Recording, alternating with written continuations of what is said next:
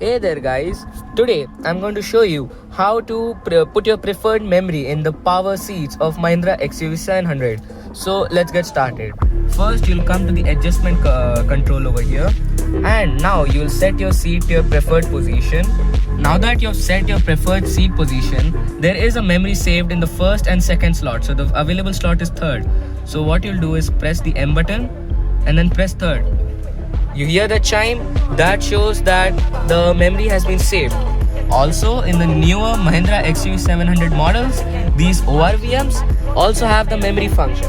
So let's just say I press the second memory, so the seat, now along with the seat, these ORVMs will also adjust to your preferred position.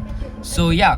And also, when you press this M button, you should press any one of these 1, 2 or 3 options within 3 seconds of pressing this M button. And also, if you have all the seats, all these memories are full and you want to override it, so you just set a new seat position, press M and press any one of the buttons, and the old position will be override. So this was it for today guys. Hope you liked the video and make sure to subscribe and comment.